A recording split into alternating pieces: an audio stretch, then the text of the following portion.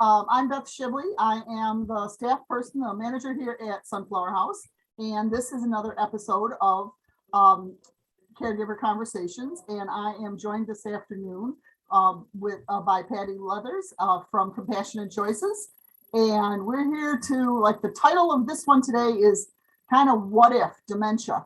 And we're going to walk through that really scary subject and, you know, that what if. So welcome, Patty. I'm so glad you could join us for this virtual Thank session. you. Yeah. I'm so excited. I know. It's just, you know, technology is a wonderful thing. A little caveat for all those folks out there. I don't have a 14-year-old boy in my drawer to pull out. If technology gets too bad, you're all going to have to just forgive me. I keep trying to find one that wants to just stay in my office to help me get through things. And I've as if yet had no takers. So I hear you. So, you know, it is what it is. So we're gonna do our best. Patty, could you do me a favor? Tell me a little bit about yourself and the organization Compassionate Choices. Okay. Well, I'm going to go into detail about Compassionate Choices. I will just say that I started working with Compassionate Choices in 2019. I don't want to jump in because I cover that kind of in my presentation, so I don't want to get too much of detail. But it is a fabulous organization, and I hope to give an overview of that, and then, you know, go into the whole dementia thing. So we'll I don't want to do any spoilers yet. Tell me a little bit about yourself, Patty. Where you're from? You're from Brevard County. Well, I actually grew up in Southern Indiana, and then in my early 20s, I moved to Central Florida, and I loved it. I lived there for many years, raised my children as Floridians, and then I got divorced and met my husband Stan, and I spent 15 years in New Jersey, which was quite a switch from Florida. Okay, yeah. And so but now I'm back in Florida. I'll tell you a little bit more about that too. But back in Florida, I live in Brevard County. I live in Cocoa Beach, and I love it. I love it. I'm a Florida person. I can't help it. Yep, and I'm a beach Florida person too. And I'm a beach Florida person. I don't know. I love the Gulf Coast too to visit, but I like living on the East Coast. I do. I feel the same way. I really love Gulf Coast water, but I just the living on the East Coast to me is home. So there you go. So your presentation. Okay. Patty's going to go ahead and share her screen now. And okay, I'm going to do it. All right, lady. Share. All right, looky there. Oh. How exciting. Aren't we good? We're so good. We are.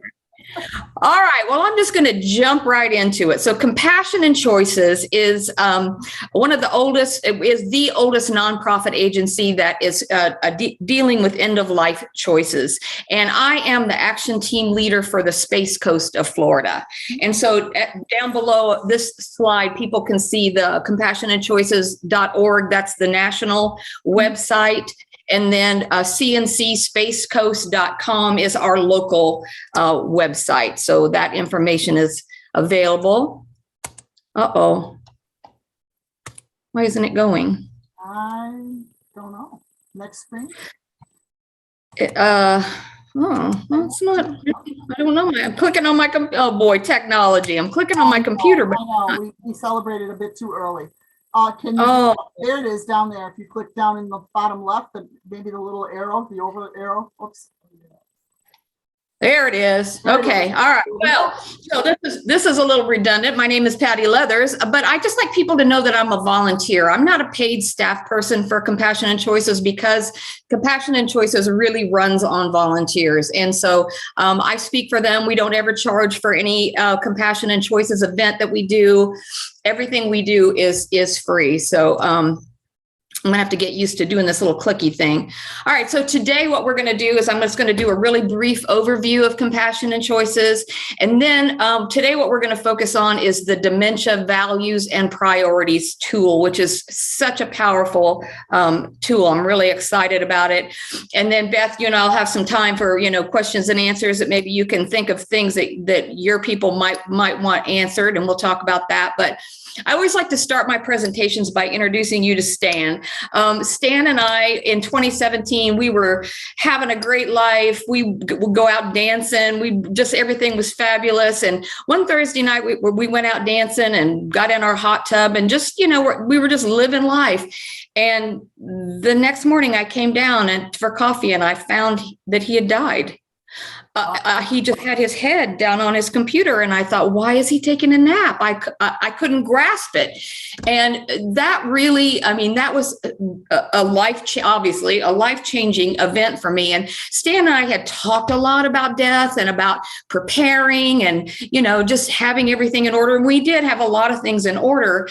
But some of the personal details, that he needed to have communicated to his children and things like that kind of didn't get done. And so, that just, when I found Compassion and Choices, and the whole, for me, my passion is getting people to think about these things in advance, and so that you don't have to, go through this additional stress when you're in a health crisis or someone's died or is dying.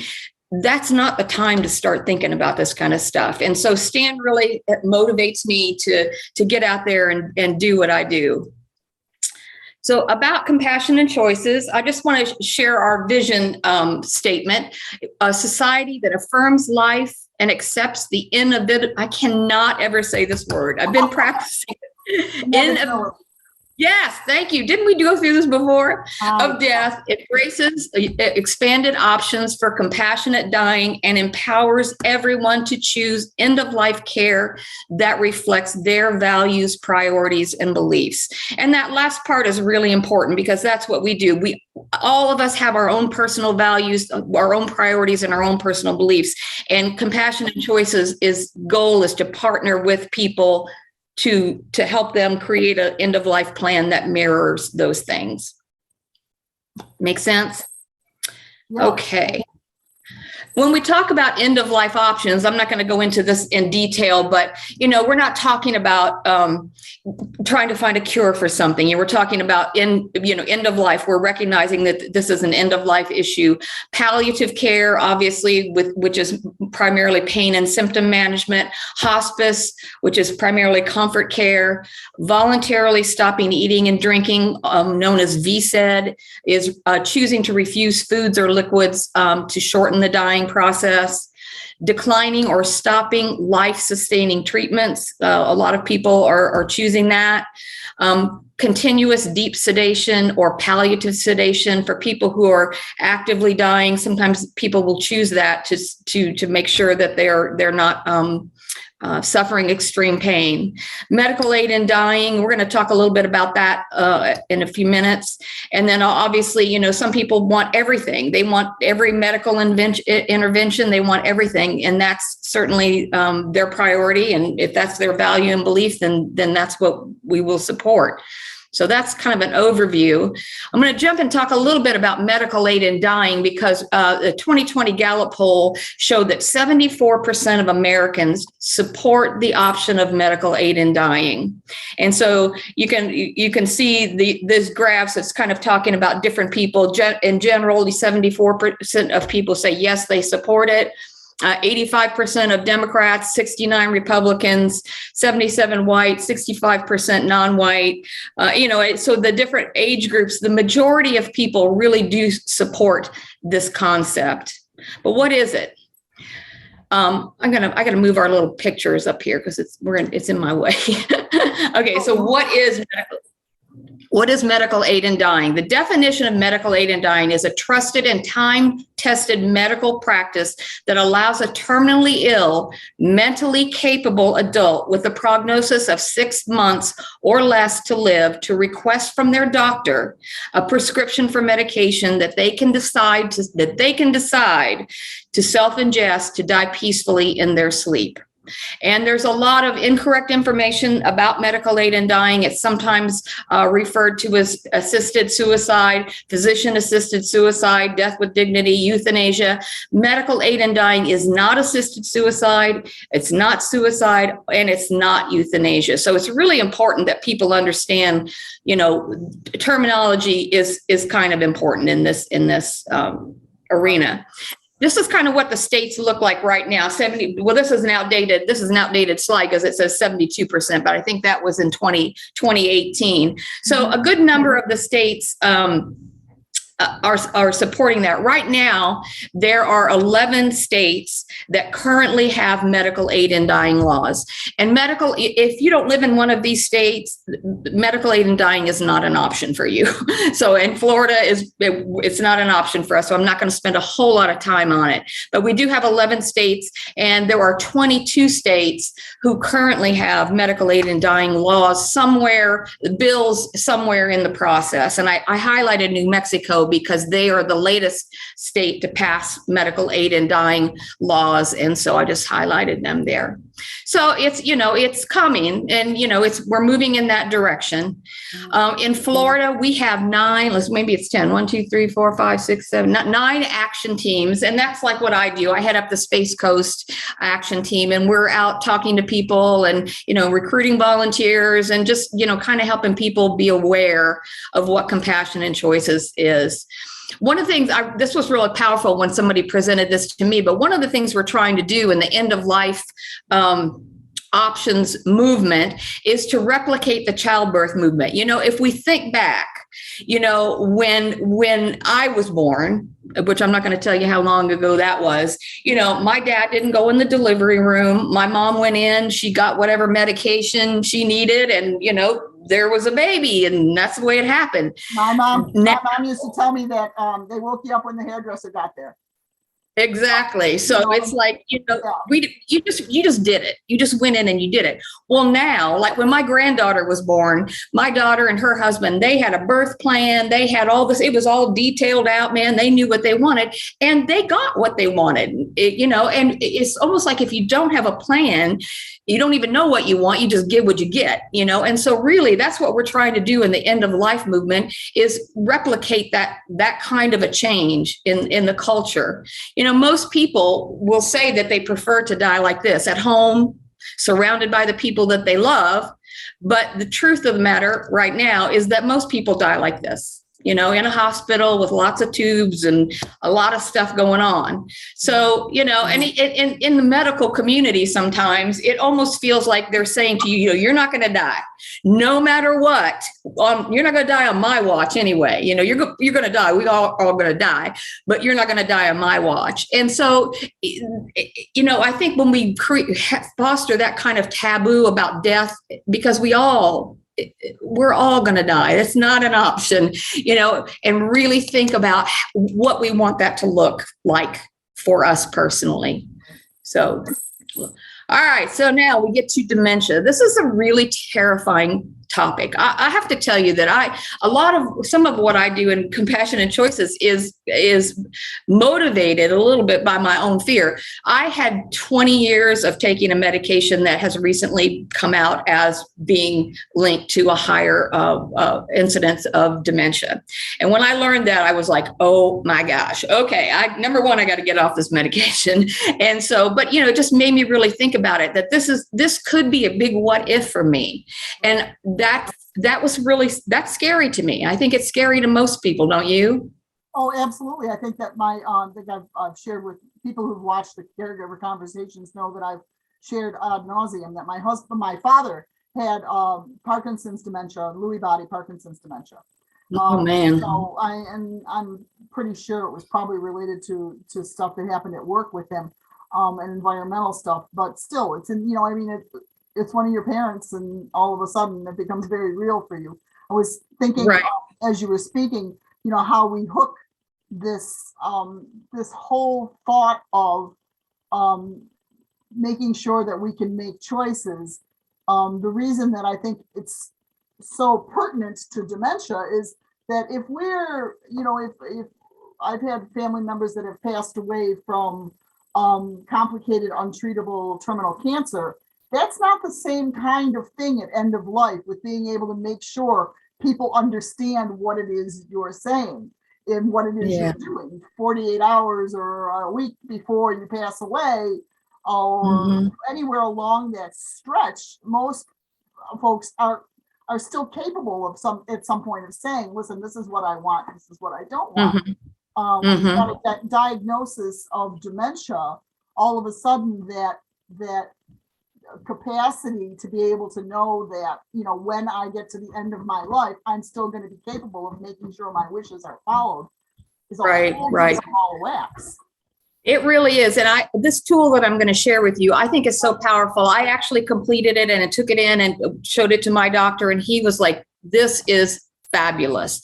And so I really feel like anybody who has a fear or thinks that maybe has a family history of, or, whatever, this is really something that you need to have. And this, when we get through with the presentation, it provides you with a document that you can print out, physically print out, and have that with your will, your living will, any other advanced directive documents, because documentation, especially when it comes to dementia, is vital. And it's vital that it's done early. And that's kind of what the direction we're headed. So obviously, we just talked about this. This is a subject that's scary. It's not going to go away. As we age, the likelihood of getting a dementia diagnosis doubles roughly every 5 years once we turn 65. And it's estimated that 1 in 14 people over 65 have it, and 1 in 6 over 80.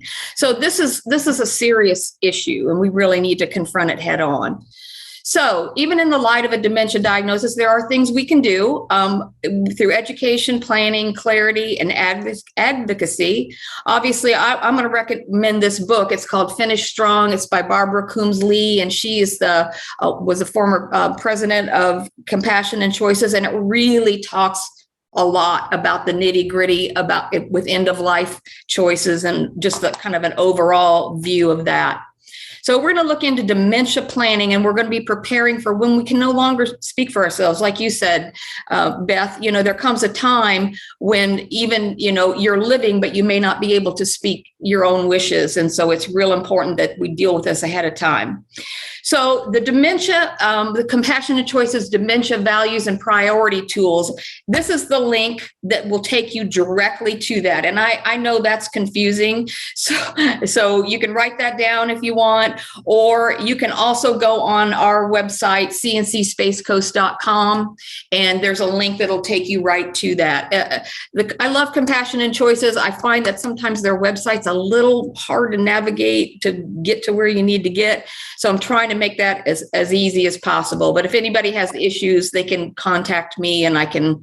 And the other thing is anybody in Brevard County that wants to come on over to Sunflower House. We're located at Merritt Square Mall. They can come see me or one of my volunteers, and we can navigate towards that, towards the website with you. We can walk you through it and print it out for you. Absolutely.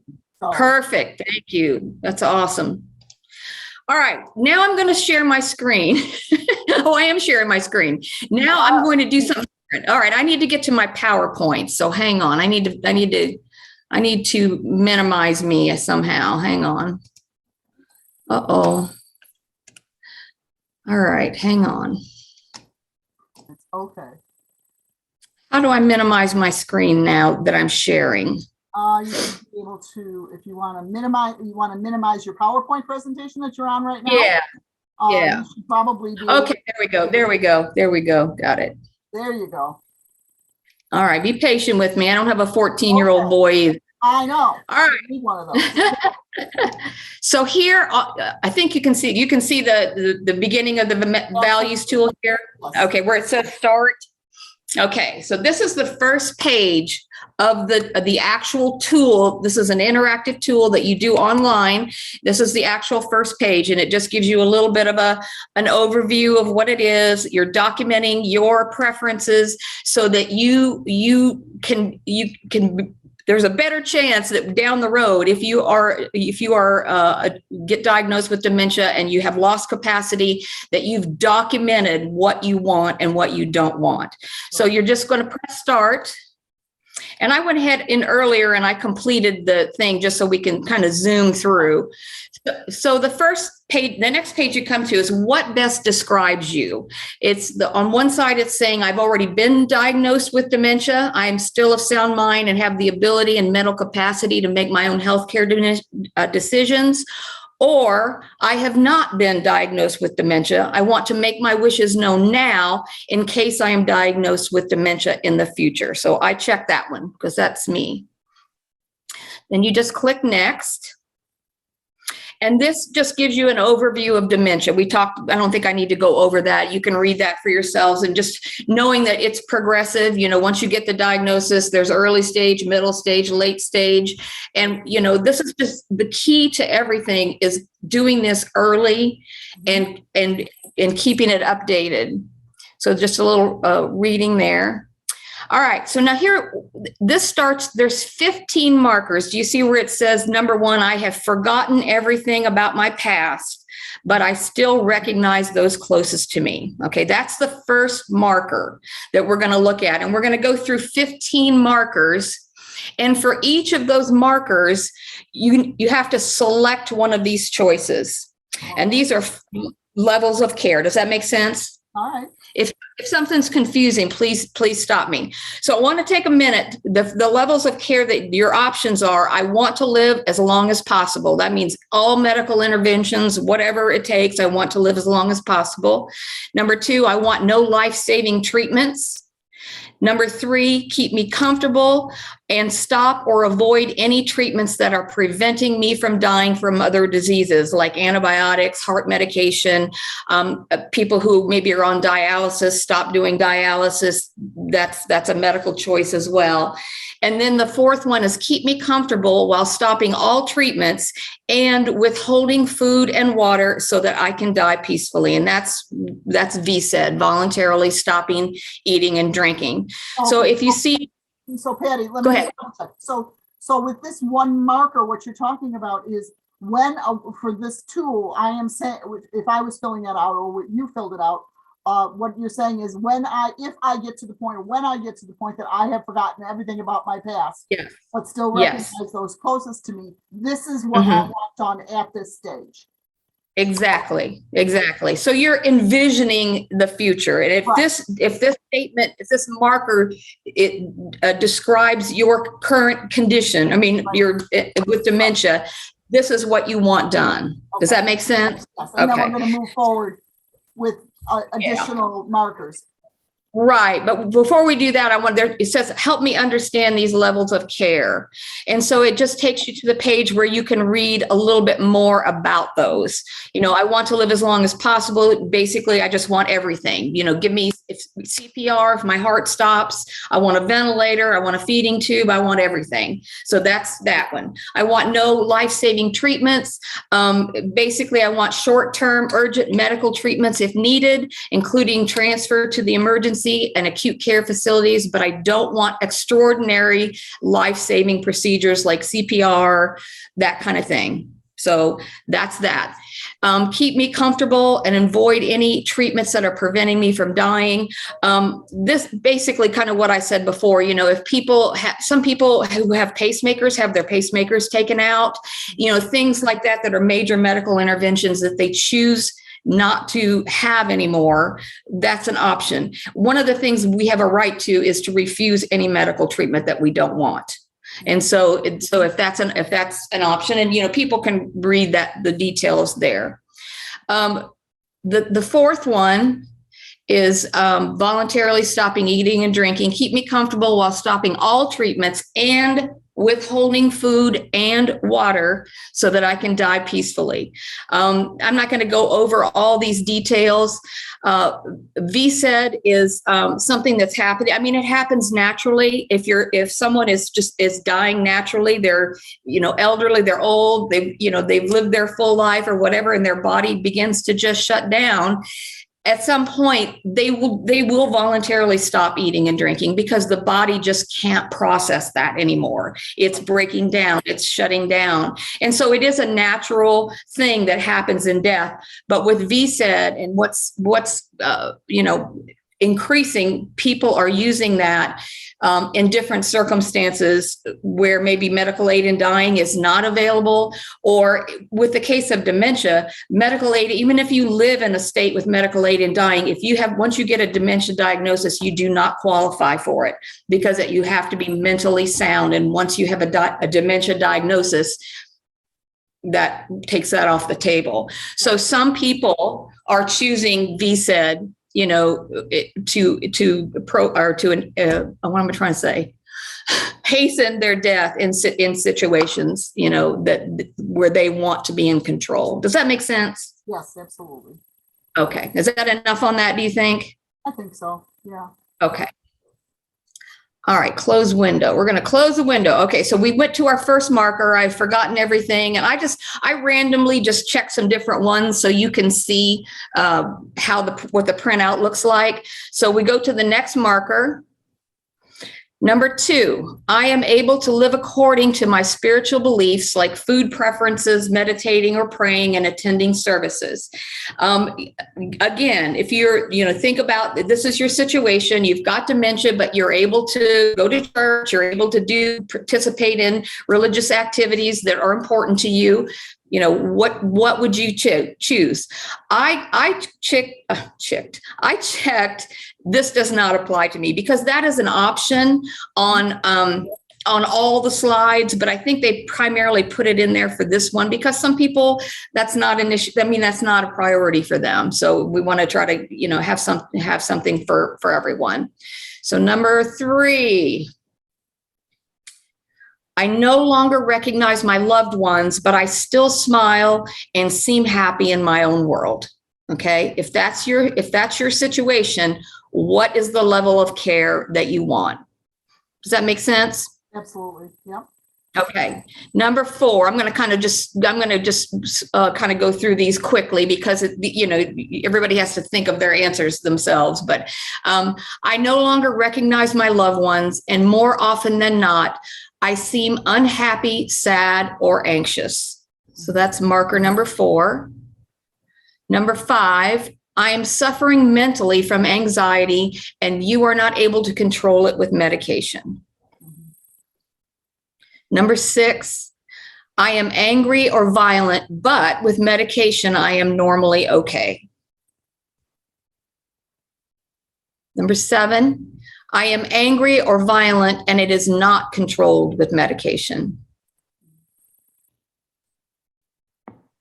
Number 8, I can no longer communicate with my loved ones through words. Number 9, I can no longer feed myself. And some of these things, Patty, I mean, you could be at the point where you maybe can't necessarily feed yourself because of some particular problem, but you want to still be smiling and generally happy. Mm-hmm. So you have to pay attention when you're looking at these, and these are all individually. People are for themselves. You might not. I mean, none of these check marks are specific. I mean, these check marks could be all over the map, frankly. Oh, right. Absolutely. Yeah. I mean, and that's why this, the one thing about this tool is when you're doing it, you have to check an answer in order to go to the next page. Right. And so, these are not easy things. These are things you have to think about and consider those kind of other situations, One thing that we talked about, I created kind of a little, a practice test, which I have a PDF, and I'm gonna make that available to you, or people can reach out to me where they can print it out, and it's kind of like a little practice. It's got all these markers, and they can think about it. Because once you start doing it online, you have to answer every single one to go to the next one, And my understanding of this is that once you start it. The cookies, which, again, where's our 14-year-old, saves this information on your computer so you can go back and work on it for a period of time. Like if, let's say you fill it out and two years later, you decide that, what you wanted then is not what you want now.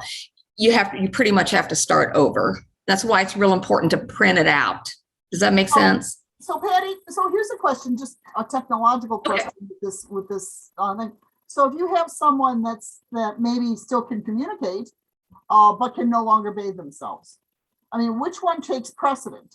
Which one? Well, Yeah, let me keep going because I think they have figured out a way around that at the end, toward the end. All right. Okay. So yeah, all right. So let me just go through the 15 markers, and then I think that question will be answered. But if not, then let's talk about it. All right. Okay. So number 11 is I can no longer toilet myself. We can all see where this is going. Number 12, I can no longer dress myself. Number 13, the only option to care for me is in a nursing home. 14, I no longer seem interested in food, but I will swallow if a spoon is held to my lips. Number 15, I am unable to leave my bed. Okay, so those are the main 15 markers. Okay, so then we're going to go to the next one. Now we're going to say, this is where you can write in other things. Okay, regardless of my mental and physical state, I would like the following treatment. I mean, I would put like, I want my hair to be kept clean. I want my nails to be trimmed. This is also a place where you could write something about, kind of what you were mentioning about, was it feeding yourself or something? We were can't necessarily, you can still communicate, but you can't feed yourself. Right. This would be a place where you could write more specific things about, kind of the things that don't fit into that little box that the markers kind of create. So you can write as much as you want in here. Okay. It's just it's a text box. So I put, to add your own marker, like there's a little orange thing, and you could add other things. Like I personally just put, if I can no longer go outside, that's something that's important to me. Maybe somebody would say, I can no longer read my books. I can no longer, whatever it is. If there are other things that didn't get covered that are important, this is a place where you add that. And then you put whatever kind of, whatever your choice for treatment is. Let me see if I can. Does that make sense? Yep. Okay. Then it's going to give you like a little review. This is a printout based on how I answered the sample questions. And so it just gives you a little thing like that. Okay. So then this is where, let's see. This is kind of where you can be creative, where you can pick a comma. Like if this is, if for example, I put, let's see, how did I do that? Well, what I meant to put was, I have forgotten everything about my past, but I still recognize those closest to me. And I can no longer feed myself or bathe myself. What level of treatment would I want if that were was a situation? Does that make sense? That's the combination thing I was talking about before. Yeah, that's a combination. That's so you can kind of create your own scenarios, I guess, for lack of a better word there. Okay, so sometimes we'll have comorbidities and more than one diagnosis. So you might be right. Stroke, and that's a totally different thing than right. Dementia. Right. But you could have had a stroke and then have dementia on top of it. Exactly. I know. There's just, it's real. There's hard to do something that is like a one thing fits all, because there's so many different situations. I mean, there's so many different situations. So, and again, you can always document those things and just like in a written form and add that to this form. So then it takes you to a place to just put your information. So I put Jane Doe and you put your address and blah, blah, blah, all that stuff. Then it has you name your healthcare proxy. And so then you put that person's name in there. I didn't put a phone number or email, but if you do that, you can actually have this information emailed to your healthcare proxy. You can add in an alternative healthcare proxy if you want.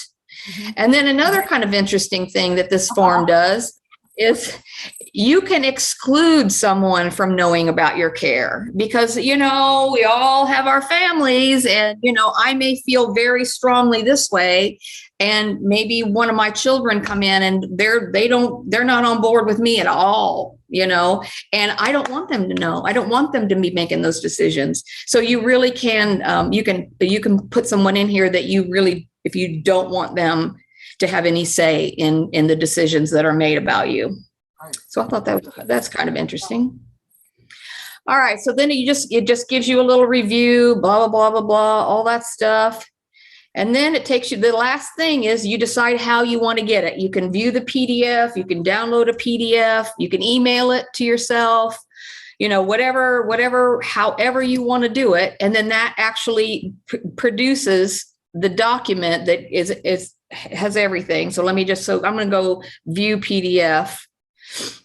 So this is what you would actually print out. So I, Jane Doe, and it talks about it, gives it very clear what you want. All those choices. It's got your patient information, your healthcare proxy information, your Billy Troublemaker that you don't. I gave him the address 500 Oh No Road, and then at the bottom a place to sign it, and then there's a place for witnesses. This does not have to be notarized, but you do have to have witness signatures on it. So that's the entire tool. Now I'm going to try to go back to my PowerPoint and see what happens. All right. Okay. So I think I want to go back one. Right. So let me make sure I want to go. Okay. Yeah. Okay. So once you've got this document, and of course this applies to any document, to identify and educate your healthcare proxy. They cannot be on the same page with you if they don't even know, what your wishes are. I've had people tell me that they got named somebody's healthcare proxy, but had never had a conversation about any of these issues. It's like, how can you put that person in the position to have to make decisions for you when you've never even had a conversation with them, So it's really, I would think it's important to make sure they're on the same page with you, because it's going to make it more difficult for them if they really feel strongly in a different direction. You might want to evaluate who it is you name as your healthcare proxy.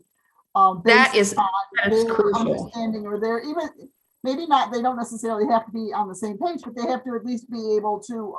I would think they need to be able to agree to fulfill your wishes. Otherwise, right, there for everyone all around. Right. And it's, a situation is often the case where the patient and the healthcare proxy, their family or whatever, and they're not comfortable talking about death. They're not comfortable talking about this. My best friend she said, I've got a problem. She said, my daughter is my healthcare proxy, and she just told me she doesn't want to think about death. Well, she might want to reevaluate her healthcare proxy. But I mean, those are things that are really important. I mean, the healthcare proxy is a huge, huge important piece to all this. So yeah, identifying and educating them more than anything is really important. And then educating everybody around you, anybody that would be impacted if you were to get a dementia diagnosis, or if you were to get a cancer diagnosis or die or whatever, think about those people around you that would be impacted by that. Those people you need to have conversations with too. And that's really important. And then this one's a little more tricky maybe, but you need to talk to your doctor and find out where they stand.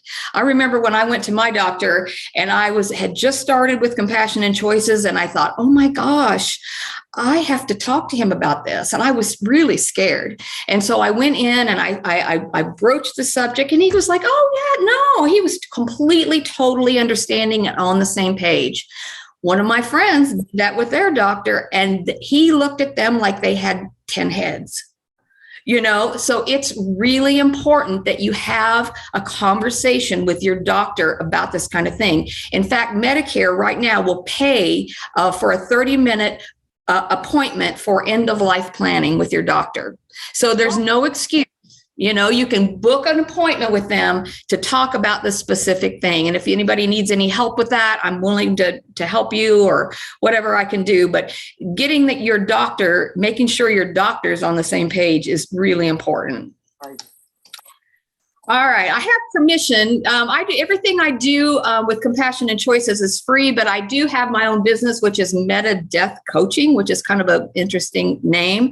And really for people who want to take a deeper dive and really want, someone to help them create this plan and do, kind of do the work through the detaily stuff. So I put this up here with permission from Compassion and Choices. So if anybody's interested in that, they can reach out to me. If they don't get this information from the slide, they can reach out to Beth and she can pass my information on. So I just wanted to throw that in there. I post folks that are watching this on video right now. I think that if you're watching this on either our YouTube or Facebook, there's a way to be able to pause these videos. Yeah. And take a little longer to be able to write things down if you feel like you need to. Go ahead and pause the video and then you can see, or back the video up to a screen that you want and then pause it. Yeah, good. That's a nice thing about technology is we can do that. So getting back to Compassion and Choices, of course, we're asking people to get involved in whatever way they can. To complete the end of life decisions guide, I can help you with that. Advocate with your care team, your medical and living facilities. Just being informed, staying informed. Be a part of our action team on the Space Coast, and I can talk to you about what that is. And of course, Compassion and Choices runs on donations. We don't ever ask for money or ask for, to take money in at any of the things that we do, but they always do, ask for donations. And the other thing you can do to get involved is host a presentation like this, a Zoom presentation with your friends and family. And it can be on anything. It could be on dementia. It could be on Compassion and Choices, medical aid in dying, VSED, just a lot of different things. And I'm happy to do that. I forgot this was in before the donations, but if you go to compassionandchoices.org, on their homepage, there's a button where you can donate. So it's very easy to donate. And they do, they're completely funded by donations. They don't, there's no government funding or anything like that. So that is the end of my presentation. Thank you so very much, Patty. I appreciate it. Yeah. All right. I happened to be thinking about it, and I this morning I was able to do a caregiver conversation with a representative from a doctor from St. Francis Reflections, and we were talking about palliative care and hospice and differences too. So I think this is a nice companion to that. So for those who have watched this and have not seen my conversation with Dr. Danley, you might want to go back into the pile of caregiver conversations and see if you can find the one that's marked St. Francis Reflections to be able to use, like I said, this with the companions. And, I think that, it's, when you know better, you do better. And when you know more, you do more. So I think it's really important that folks really pay attention to expanding their knowledge, even in this really scary. We do such a horrible job in the Western culture of dealing with this world. There are so many cultures in the world that do a much better job at this than we do here in the United States and Western Europe. We just it's the ostrich school of end of life care, and it really does not serve us well. No, it doesn't, but it is changing. I feel like more and more people are getting the vision of I need to have these conversations, and that the conversation is the most important thing. I mean, you can document and you can do all the stuff, but it boils down to really just talking with people and letting them know where you're coming from. Yeah, and it's hard. It's generational. I think we all grew up and had and came into in the generation where self-advocacy, where not just taking somebody's word for it because they have letters after their name. I think we grew up and we've been able to advocate through our lives more so than maybe our parents or our grandparents. So I think you're right. Some of this stuff is is starting to change. I think sometimes it's kind of glacial in its speed, but I think some of it has to do with the particular generation now that is starting to look at this. Right. I think, so many of us our age have been through, watching our parents go through dementia and long, painful, drawn out death. And it changes the way you think about how you want to end your life, what your end of life you want it to look like. So, yeah. Right. But I'm just thinking about my parents' generation, my husband's parents' generation, and they were frankly, those ladies were the first ones to go out and get a job, and those late 50s, early 60s, 70s ladies, they were the ones that, for the most part, that they weren't just patting them on the head and saying, "That's a nice little lady, you do what your doctor says." These are the ladies that were protesting stuff, and they were going out and getting jobs, like I said, and they were advocating for themselves.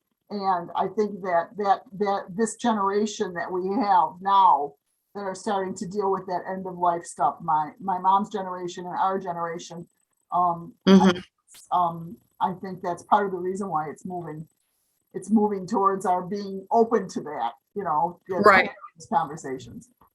I totally agree. And it's encouraging, really. I mean, and there's still people, like sometimes people will see what I do and the wall goes up like so fast, like, I don't want to talk about that. And then some people are like, "Oh my God, that's so awesome."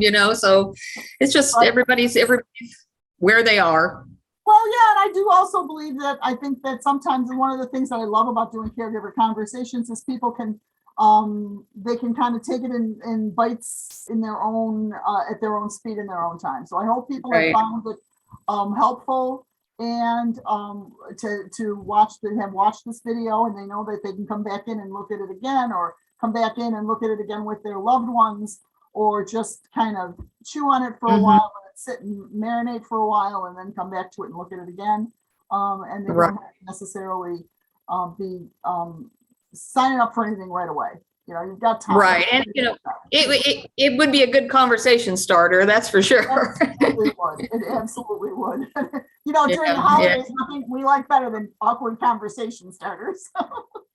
Yes, I know. I mean, and they do say, the holidays is a really good opportunity because you are with people that maybe you don't see regularly or whatever, but you gotta just be willing to take that step out and open the discussion into something that, people are going to have different feelings and emotions about, Right. And I think it's really important to have those kinds of conversations now while you're able to sort of get a sense, because I don't know that I would want to burden any one of my particular loved ones by having them have to be sitting there with those decisions made in front of a doctor looking at them saying, "What do you want to do?"